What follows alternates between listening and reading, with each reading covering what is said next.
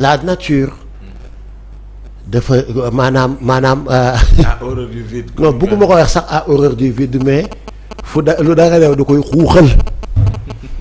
après Pape Alé peut-être bi mu toogee gis ni il est victime wala il est complice de ce qui se passe parce que bu fekkente ni ñi nga xamante ni c'est des gens intègres bëgg seen dëkk ils refusent d'exercer le pouvoir ñu bàyyee kook les médiocres ak ñi nga xamante ni ils ne sont pas intègres lu ñu dal ñoo ko yóbbee suñu bopp. loolu la comprendre. peut-être que c'est ce qu'il a compris cette fois-ci. peut-être que c'est ce qu'il a compris sa waay di critiquer di xeex ba benn instant nga ne je vais accompagner. il faut saluer cela. non il faut saluer ça. il faut saluer cela man daal. xam nga kañ laay def suma première évaluation. mooy bu ñu dawalee 1 an ma gis yenn pratique yu bëri jóge fi bu ñu dawalee 1 an ma gis ni ku ci nekk liñ la jox yaa ngi koy doxal yaa ngi koy dawal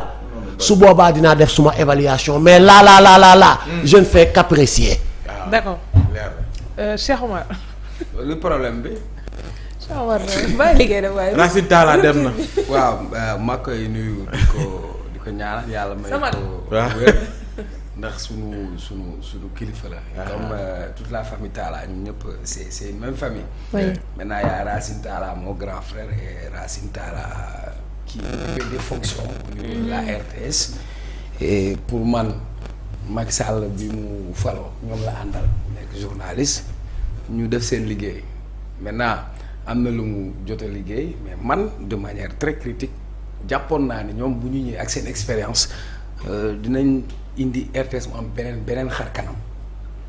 parce que man toog naa fii ma ne la. yaa ngi ci Macky wala yaa ngi ci Diomaye instant bi parce que je suis perdu là. oui parce que yéen a ma dugal ci Racine mais damay def transition pour egsi foofu j'ai compris. donc pour commencer rapidement balaa ma doon dugg ci sujet bi Pape Alé Niang kenn du wax ni amul mérite man bi may nekk collège boobu la sud banlieue di am sud banlieue oxygène a ngi nekkoon à côté mu kenn du wax ni Aliou n'est-ce pas kenn du wax ni amul compétence ci kenn du wax ni tamit il n'est pas un homme waaw dinaa ñëw si appel à candidature kenn du wax ni amul jaar-jaar mais kenn du wax ni aussi bi ñu amee ay journalistes yu couché am ñeneen ñoo xamante ni régime bi moo nekkoon une presse alimentaire ba ñu mën a dem di jàmb seeni jàmb di def seeni njambaan bay mën a am ay cité pour seeni groupe de presse am naa kon tey waaye man bokk ma ci. man tudduma la maa ngi nii de waaw te c'est là que yóbbu na en tout cas Pape Alé c'est un homme que moi je respecte beaucoup ne serait-ce que pour son parcours mais pour son engagement et personne ne dira que Pape Alé nekkul dans le domaine maintenant Sénégal nag soxor bëri na parce que parfois nga dégg sax yenn type de commentaires yi pour man fi mu koy àtte te di ko fa xaar man mi mën a toog ne ci Racine Talla gestion am naa loo xam ne apprécié wu ma ko te bu toogoon tamit moo ko. waaw non dégg nañ la yow. très bien donc ça veut dire li may xaar ñu bañ a am RTS xalamal ma que bu ñu def mbënd am ñu ñuy génnee naan Dakar ndox yëpp amu fi. après la pluie c'est le beau temps. après la pluie c'est le beau temps que RTS boobu buggutuñ ko. que bëggatuñu ñu am ay difficultés ñu am une télévision boo xam day nekk de proximité mais pas mu nekk outil de propagande. que li may xaar tey ñu impulser ko parce que c'est pas le poste qui fait la personne mais c'est la personne qui fait le poste lan nga indi ci poste bi lan nga ko impulser loolu c'était juste benn parenthèse pour ma bañ a laaj wàcc ci suma ligne. waaw parce que je considère que dans le communiqué du conseil des ministres du 17 avril Aliou. Il est écrit dans cet esprit, il a demandé au Premier ministre de préparer un projet de décret relatif à l'appel à candidature pour certaines hautes fonctions dans le secteur public et parapublic. maanaam si lu jëm ci wàllu appel à candidature dama la nga xool communiqué conseil des ministres le président a instruit à son premier ministre mu préparer ab décret bu jëm ci appel à candidature ci yenn ci fonction yi nga xamante ni moo nekk sur les secteurs publics et parapublics donc quand on dit certaines ça veut dire que du lépp kon oui mais comme on l'a écrit et que tu parles français tu es français certaines xam nga lu muy signifier ça veut dire kon du lépp beneen bi comme on parle de décret il faut que Pape Moussa le juriste il faut que décret boobu dugg ñu mën a appliquer décret boobu xool champ d'application bi xool yan critères lañ ciy def appel à candidature nan lañ koy organiser yan poste la concerné parce que fii waxuñu yëpp certaines lañ wax muy benn loolu laa gis ci communiqué bi. kon ba tey ma am njort ni la ñu waxoon. te dige woon nañ ko. ñoo nga ca bis buñ ci newulee nag ma ne leen yéen a ko fi waxoon te newu leen ci. mais pour l'instant comme lii ma gis ci communiqué bi du conseil des ministres du 17 avril mu ne le président jox na instruction son premier ministre mu préparel ko ab décret ngir ñu defar appel à candidature ci yenn poste yi nga xamante ni yu nekk ci secteur public ak parapublic beneen bi ñu avancé. ki ne la moo ko doon way mu ne jëmbat fa nga wóolu dénkaane kala doy. d'accord na. xaaral rek d'accordal ci biir li ma wax léegi grand est-ce que d'accord nga ci communiqué bi li ma lire léegi dans le communiqué pour dire certaines postes léegi boo d'accordalee ci loolu naanal fii ndox nga bàyyi ma eggale waaw et puis vous n'êtes pas obligé d'être d'accord avec moi je vous accorde il faut que voilà dénkaane kala doy jëmbat fa nga wóolu man ki ma tàggat ci politique Amadou Diarra dafa gagné woon commune am 2014 mu ñëw ne on gagne avec ses amis mais on gouverne avec des compétences am ñu ko ci mere ci administration sax mu dem jëli ñoo xamante ni xamuñu leen sax mais compétence boobu la gis mais yow bu fekkee ni tu as gagné avec tes amis tu gouvernes avec des compétences parmi tes amis il y a des gens yoo xam ne am nañ de la compétence il va falloir les responsabiliser ba pare c'est le président qui nomme aux fonctions civiles et militaires mais sur la base de nomination man dafa am critères yu am solo ci man. la base de la confiance d'abord. c'est hyper important la confiance pour nga am ci nit confiance il faut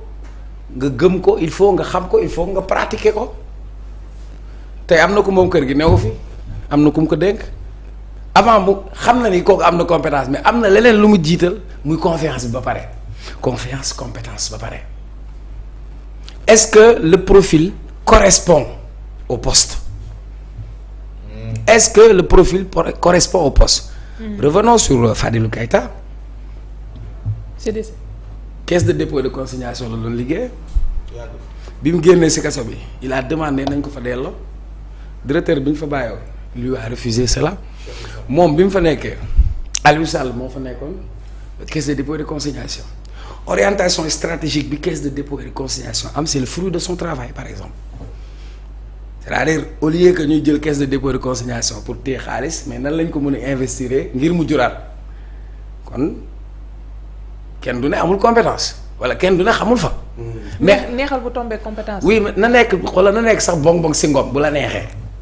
man dama ne d'abord si compétence bi mais tey man dina am si suma équipe moom am na la compétence ma am ci moom confiance mais beneen bi le degré d'engagement il faut pas que ñu dindi loolu. Des gens se sont engagés il a fait 1 an presque en prison pour un poste qu'il avait écrit Pape Alé Niang dem na fi sax réanimation les gens qui se sont engagés pour leur pays par amour pour leur pays parce qu'ils ont besoin de faire bouger les lignes parce qu'ils ont donné de leur sang de leur liberté et même au prix même de leur vie moi quand j'ai une boîte une entreprise tu peux avoir la compétence mais j'ai besoin d'une personne qui est engagée pour relever ce défi loolu ñaari laa la wax bi ci njëkk nee na appel à candidature bi du poste yëpp mais am na ay poste clé yoo xamante ni munoo ñëw nga dénk ko n'importe qui parce que am compétence di tërëf très bien mën nga am say compétence parce que man li ma gëm am na perso am na ñu mën loolu ay foo leen di xaaree duñ fa ñëw waaw bu ñu waree kii rek ña ngay nelaw wala ña ngay mandi wala ñu ngay oui mais c'est-à-dire non dama bëgg sax man li ma gëm damaa ñoo opté dama gëm sax appel à candidature ci yenn poste yi d'abord du sera un processus démocratique parce que doomu Sénégal am nañ assez de ressources humaines de qualité qualifiées ci domaine yëpp war nañu mën a xool doomu Sénégal yi nga xam ni mën nañ leen valoriser ñu responsabiliser leen au moins dina wàññi yenn genre bralon yi wala man maa la xamoon wala maa takkoon brasserie ñu xool ci yenn critères mais par contre am na poste yoo xamante ni kenn mënu ko def appel man de du ma ko def appel à candidature bu doon man la nu may def ci ñi ma dar te wër ma bu ñi nga xamante ni wóolu naa leen mu leer ma ni kii li ma ko dénk ni am naa ci moom par exemple Cheikh Bamba Dièye je l'ai connu pendant des années on a pratiqué des plateaux du point de vue électoral il n'a pas 2 millions d'électeurs mais personne ne dira que Cheikh Bamba Dièye mës nga ko dégg ci ab njubadi kenn du la wax ni Cheikh Bamba Dièye amul ay valeur morale wala amul vertu waaw l'aéroport international sama maam moo ko defar Ablaye Wade Macky Sall bi mu ñëwee am na lu mu ci def parce que dernier directeur bi ñëw na ne bor bi Sénégal ameloon sax ci bailleur dindi nañ ko mais tey suñu aéroport bi fi mu féete ak enjeu yi question de buñ ko fayee mooy dindi nañ bor bi. waaw ba tey noo ko mën a déggee rek. waaw d'accord naa mais may naa la loolu maa la ko may léegi maa la ko ñaan ah donc sur le plan des compétences personne ne me dira que le gars comment il s'appelle Waly nan. Waly Bodian. lan la inspecteur impédom principal des impôts. oui mais luñ ko taxaluñ ko foon bracelet tëj ñu ko fa la moo tax ñu tëj ko. parce que am na son engagement am na compétence wala amul compétence. bu baax port bii nga xamante ni clientélisme politique moo ko ndërmeel. poste bii nga xamante ni dañoo embauché ay nit yoo xamante ni bëgguma tudd ay tur parce que ñi ngay tudd ay tur am nañ njaboot. pour des raisons politiques am na ñu ñu embauché ci poste bi pratiquement 3000 yoo xamante ni xamuñu buntu poste fu mu féete. man kay fi may xaar mooy sur les résultats comme Kilifeu a dit Pape Alé Niang yoo. natt bi. Ndege Senior yoo man daal ki ñu dénk Diomaye la ñu fal moom mooy tànn son équipe l'entraîneur Aliou Cissé man ànduma ak moom parfois mu sélectionné joueur boo xam ne man. waaye bu ñu gagné ànduma mais résultat bi laa koy xaar bu doxalu maa taxaw ne Aliou Cissé xamul dara ndax système am bi ak nitam yi animé wuñ ko maintenant pour man. d'accord liir boo xamante ni nga fettagul sax ci nen 3 avril sax jotagul am ñoo xam dañoo jonkan di xaar pour ñu ngi ñaan yàlla sax lii bu mu dox parce que pour man dañu war a am benn sursaut patriotique xam nga la mooy sursaut patriotique bi Pa Moussa am na xalaat bu rafet mu def keneen am na xalaat bu rafet mu def léegi-léegi on parlait des accidents on a demandé à tout un chacun de nous de se regarder dans la glace pour voir quelle est notre part de responsabilité et quelle doit être notre contribution et pour man dans la logique où nous sommes am na cër yoo xamante ni ay la yéen nag da ngay li nga wax noonu dëgg la si gouvernement bi je suis d'accord ak yow. merci Sonko def na gouvernement moom Diomaye mais am na poste yoo xamante ni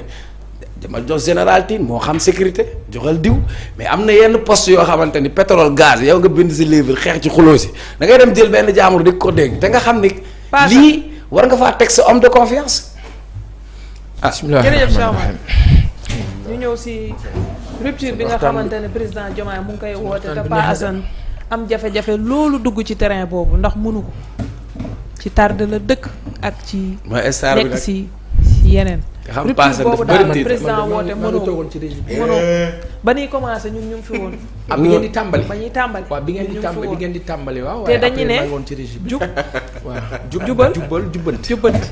yow nag ci jubbanti bi la ñuy takk dañuy takk foofu parce que pas que bu bëgg a jubbanti damay ragal day mujjee daw bàyyi ñu ma ne hôpital warul xas dispensaire yow mii